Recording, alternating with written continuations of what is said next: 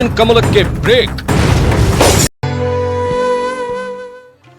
ಅರಬ್ಬಿ ಸಮುದ್ರದಲ್ಲಿ ವಾಯುಭಾರ ಕುಸಿತದ ಹಿನ್ನೆಲೆಯಲ್ಲಿ ಲಕ್ಷದ್ವೀಪ, ಕರ್ನಾಟಕ, ಮಹಾರಾಷ್ಟ್ರ, ಗುಜರಾತ್ನಲ್ಲಿ ಭಾರೀ ಗಾಳಿ ಮಳೆಯಾಗುವಂತಹ ಸಾಧ್ಯತೆ ಇದೆ ಅಂತ ಹವಾಮಾನ ಇಲಾಖೆ ಎಚ್ಚರಿಕೆಯನ್ನು ನೀಡಿದೆ. ಈಗಾಗಲೇ ಕೇರಳದಲ್ಲಿ ಮಳೆ ಶುರುವಾಗಿದ್ದು ಸಮುದ್ರದಿಂದ ಕರಾವಳಿಯತ್ತ ರಭಸದ ಗಾಳಿ ಬೀಸುತ್ತಿದ್ದು ಗಂಟೆಗೆ 55ರಿಂದ 75 ಕಿಲೋಮೀಟರ್ ವೇಗವನ್ನು ತಲುಪುವಂತ ಸಾಧ್ಯತೆ ಇದೆ. ಭಾರತೀಯ ಹವಾಮಾನ ಇಲಾಖೆ ಜೂನ್ 11, 13ಕ್ಕೆ ಕೇರಳ, ಕರ್ನಾಟಕಕ್ಕೆ ಹಳದಿ ಎಚ್ಚರಿಕೆಯನ್ನ ನೀಡಿದೆ. ಸಮುದ್ರದಲ್ಲಿ ಅಲೆಗಳ ಅಬ್ಬರ ತೀವ್ರವಾಗಿರುವಂತಹ ಹಿನ್ನೆಲೆಯಲ್ಲಿ ಕಟ್ಟೆಚ್ಚರವನ್ನು ವಹಿಸಲಾಗಿದ್ದು ಈಗಾಗಲೇ ಬೀಚ್ಗಳಲ್ಲಿ ಪ್ರವಾಸಿಗರಿಗೆ ನಿರ್ಬಂಧವನ್ನ ಕೂಡ ಏರಲಾಗಿದೆ ಮುಂಜಾಗ್ರತಾ ಕ್ರಮವಾಗಿ.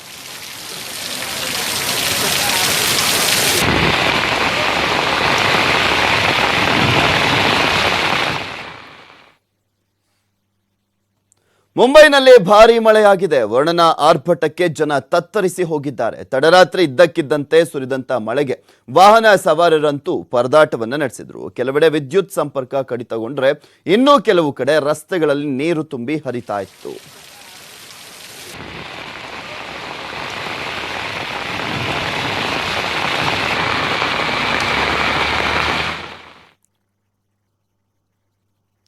ಅದು ನಮ್ಮ ನಾಳುವಂತ ದೊರೆಯ ತವರು ಜಿಲ್ಲೆ. ಸಾಲದಕ್ಕೆ ದೇಶಕ್ಕೆ ಪ್ರಧಾನಿಯನ್ನ ಕೊಟ್ಟಂತ ಹೆಮ್ಮೆಯ ಜಿಲ್ಲೆ. ಆ ಜಿಲ್ಲೆಯಲ್ಲೇ ಈಗ ಮೂಲಭೂತ ಸೌಕರ್ಯಗಳ ಸಮಸ್ಯೆ ಎದ್ದಿದೆ. ಎಲ್ಲೆಂದರಲ್ಲಿ ಕಸ ಬಿದ್ದಿದ್ದು ಗಬ್ಬು ನಾರ್ತಾ ಇದೆ.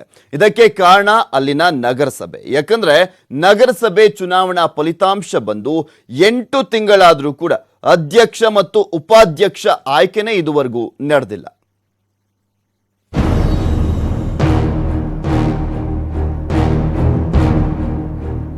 ಗಬ್ಬೆದ್ದು ನಾರುತ್ತಿರುವ ಕಸದ ರಾಶಿ. ಆ ರಾಶಿ ಕಸಕ್ಕೆ ಬೆಂಕಿ. ಅಬ್ಬಾ, ಆ ಬೆಂಕಿಯ ಹೊಗೆ ಏನಾದ್ರೂ ಸೇವಿಸಿದ್ರೆ ಕಾಯಿಲೆ ಬರೋದು ಪಕ್ಕ.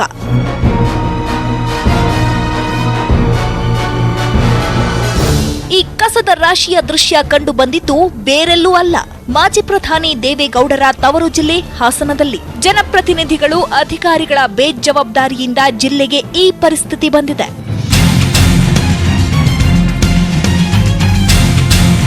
ಇವರ ಪಕ್ಷದ ಬೇಳೆ ಬೇಯಿಸ್ಕೊಳ್ಳೋಕ್ಕೋಸ್ಕರ ಇವತ್ತು ಈ ಥರ ಕೆಟಗರಿ ಮಾಡಿ ನ್ಯಾಯಾಲಯಕ್ಕೆ ಹೋಗಂಗೆ ಮಾಡಿರೋದು ರಾಜ್ಯ ಸರ್ಕಾರದ ವೈಫಲ್ಯ.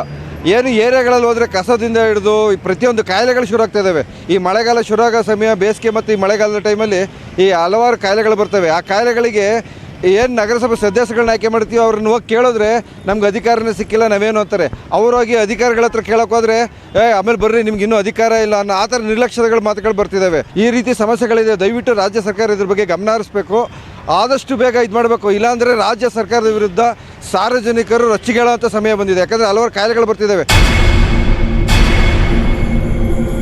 ಹಾಸನ ನಗರಸಭೆ ಚುನಾವಣೆ ನಡೆದು 8 ತಿಂಗಳೇ ಕಳೆದಿದೆ. ಇದುವರೆಗೂ ಅಧ್ಯಕ್ಷ ಮತ್ತು ಉಪಾಧ್ಯಕ್ಷ ಸ್ಥಾನಕ್ಕೆ ಚುನಾವಣೆ ನಡೆದಿಲ್ಲ. ಅಧ್ಯಕ್ಷ ಮತ್ತು ಉಪಾಧ್ಯಕ್ಷ ಸ್ಥಾನದ ಮೀಸಲಾತಿಯನ್ನು ರಾಜ್ಯ ಸರ್ಕಾರ ಬದಲಾವಣೆ ಮಾಡಿತ್ತು. ಈ ಮೀಸಲಾತಿಯನ್ನು ವಿರೋಧಿಸಿ ಕೆಲವರು ನ್ಯಾಯಾಲಯದ ಮೆಟ್ಟಿಲೇರಿದ್ದಾರೆ. ನ್ಯಾಯಾಲಯದಲ್ಲಿ ಈ ಪ್ರಕರಣ 8 ತಿಂಗಳಿನಿಂದಲೂ ಇತ್ಯರ್ಥವಾಗದ ಕಾರಣ ನಗರಸಭೆ ಅಧಿಕಾರಿಗಳು ಹೇಳೋರಿಲ್ಲ ಕೇಳೋರಿಲ್ಲ ಅಂತ ಸುಮ್ಮನಾಗಿದ್ದಾರೆ. ಸಚಿವ ರೇವಣ್ಣ ತಲೆಕೆಡಿಸಿಕೊಳ್ತಿಲ್ಲ. ಹೊಸ ಸಂಸದ ಪ್ರಜ್ವಲ್ ರೇವಣ್ಣನೂ ಈ ಕಡೆ ನೋಡ್ತಿಲ್ಲ. ಇದರಿಂದ ಸಮಸ್ಯೆಗಳ ಆಗರವೇ ಹೆಚ್ಚಾಗಿದೆ. ಪ್ರತಿನಿಧಿಯಾಗಿ ನಾವು ಇವ್ರಿಗೊಂದು ಕೆಲಸ ಹೇಳಿದ್ರೆ ಅದು ಯಾವುದೂ ಕೆಲಸನೇ ಮಾಡೋಕ್ಕಾಗಲ್ಲ ಅಂತೇಳಿ ಜನ ಕ್ವಶನ್ ಮಾಡ್ತಾರೆ. ಯಾವುದೋ ಒಂದು ಕಸ ಸಮಸ್ಯೆ ಹೇಳ್ತಾರೆ, ಅಥವಾ ಯಾವುದೋ ಒಂದು ರೋಡಿನ ಸಮಸ್ಯೆ ಹೇಳ್ತಾರೆ, ಬೀದಿ ದೀಪ ಸಮಸ್ಯೆ ಹೇಳ್ತಾರೆ. ಆ ಸಮಸ್ಯೆ ಆದಾಗ ಒಂದು ಲೈಟ್ ಹಾಕ್ಸ್ಬೇಕು. ಆ ಲೈಟ್ಗೆ ಏನು ಫಂಡ್ಸ್ ಬೇಕಾಗುತ್ತೆ, ಆ ಫಂಡ್ಸು ನಮ್ಮ ಸರ್ಕಾರದಿಂದ ಅದಕ್ಕೆ ಬೇಕಾದಂಥ ಖರ್ಚು ವೆಚ್ಚಗಳನ್ನ ನಿಭಾಯಿಸೋದಕ್ಕೆ ಕೌನ್ಸಿಲಲ್ಲೇ ಅದನ್ನು ತೀರ್ಮಾನ ಮಾಡಬೇಕಾದಂಥ ಪರಿಸ್ಥಿತಿ ಇರುತ್ತೆ. ಆ ಜನರು ಏನಂತ ಅರ್ಥ ಮಾಡ್ಕೊಳ್ತಾರೆ, ಇವ್ರಿಗೆ ಏನು ಹೇಳಿದ್ರು ಕೆಲಸನೇ ಮಾಡ್ಸೋಕ್ಕಾಗಲ್ಲಪ್ಪ ಇವ್ರ ಕೈಲಿ ಅನ್ನೋದನ್ನು ನಮ್ಮ ಬಗ್ಗೆ, ಸದಸ್ಯರ ಬಗ್ಗೆ ಒಂದು ಕೆಟ್ಟ ಅಭಿಪ್ರಾಯ ಮೂಡುವಂಥ ಪರಿಸ್ಥಿತಿ ಇಂದು ನಿರ್ಮಾಣವಾಗಿದೆ.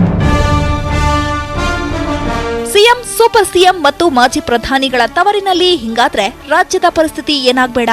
ಈಗಲಾದರೂ ಸರ್ಕಾರ ಎಚ್ಚೆತ್ತು ಈ ಮೀಸಲಾತಿಯ ಬಗ್ಗೆ ನ್ಯಾಯಾಲಯಕ್ಕೆ ಮನವಿ ಸಲ್ಲಿಸಿ ಈ ಪ್ರಕರಣವನ್ನು ಬೇಗ ಇತ್ಯರ್ಥ ಮಾಡಬೇಕಿದೆ.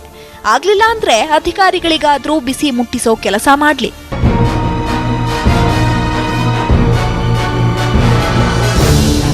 ಡಿಎಂಜಿ ಹಳ್ಳಿ ಅಶೋಕ್, ನ್ಯೂಸ್ 18 ಕನ್ನಡ.